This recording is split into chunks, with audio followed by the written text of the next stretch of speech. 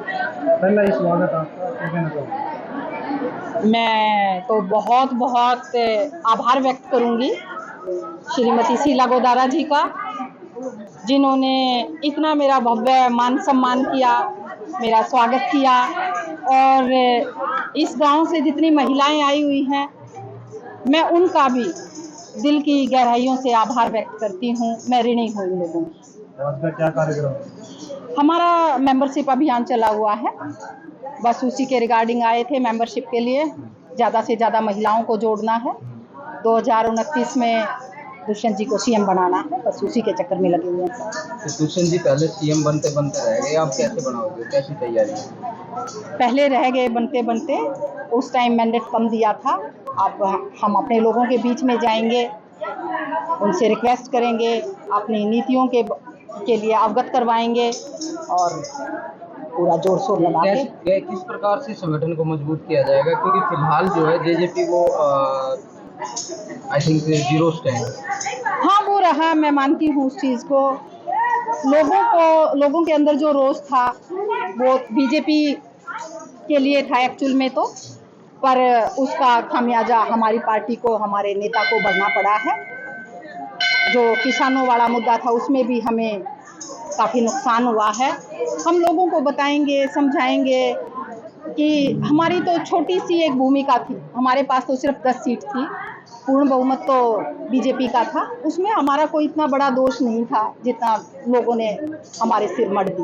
इनेलो party भी संगठन बना रही है मैम, वो भी दावा कर रहे हैं कि अब की बार अभय चौटाला मुख्यमंत्री बनेंगे। देखिए, मैं यही कहूँगी अभय चौटाला जी के लिए, तो नॉन सीरियस पॉलिटिशियन। मैडम, महिला को क्यों इकट्ठा किया गया है प्रोग्राम पर? मैं महिला प्रदेश अध्यक्ष हूँ, तो मेरी जिम्मेदारी बनती है कि महिलाएं हमेशा से शोषित रही हैं, पीड़ित रही हैं, पीछे रही हैं।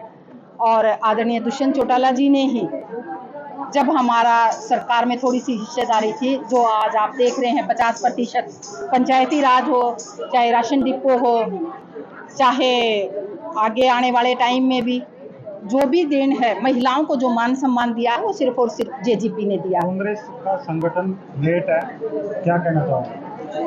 कांग्रेस तो जी मैं यही कहूँगी, हरियाणा में बाबू बेटे ने खत्म कर दी, कांग्रेस कहीं नहीं है।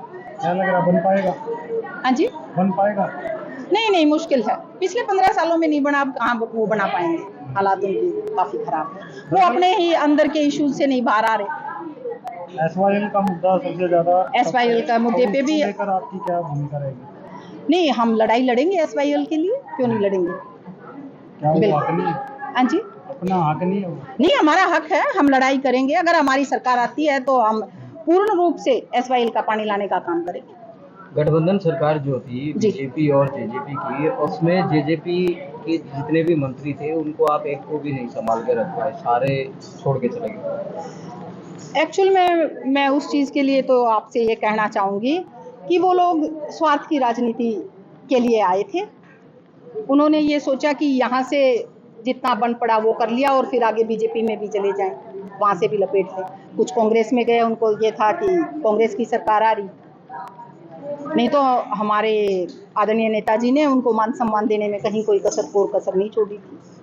इनेलो पार्टी के जो नेता हैं, अब उन्होंने कवायद तैयार की है कि भाई जेजेपी के जो हमारे कार्यकर्ता रूस कर चले गए थे उनको मनाकर दोबारा पार्टी में शामिल करेंगे। कैसे देखते हैं? जो उनके पास है, मैं तो यही कहूँगी उन्हीं को संभाल के रख लें। हमारी पार्टी के सभी एक कार्यकर्ता, एक छोटे से छोटा, सबसे पिछली लाइन में भी पीछे खड़े होने वाला बंदा भी बहुत मजबूत है, बहुत स्ट्रॉन्ग है।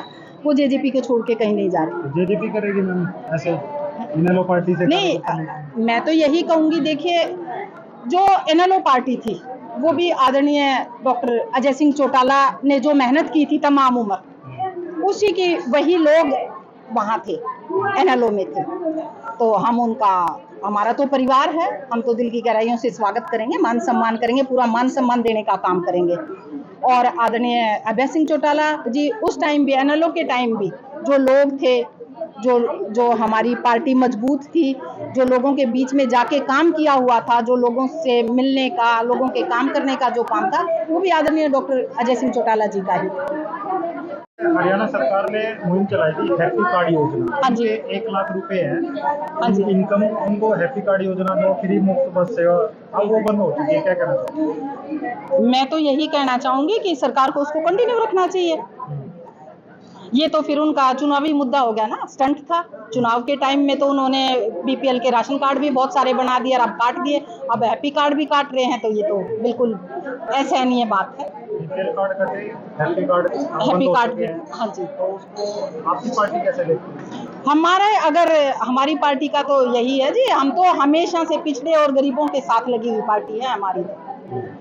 अगर हमारी पार्टी हमें हमारा मैंडेट आता है तो डेफिनेटली उसको कंटिन्यू करेंगे।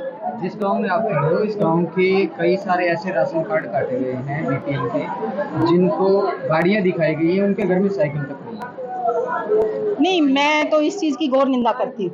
बीजेपी ने ये शायद वोट के लिए उस टाइम किया, कार्ड फैमिली वो बनवा दिए बीपीएल कार्ड और अब काट दिए।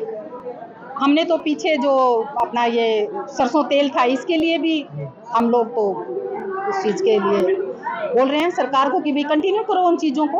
वो अब इतने जल्दी 1-2 महीने में ही साहूकार हो गए, 6 महीने में ही साहूकार हो गए क्या?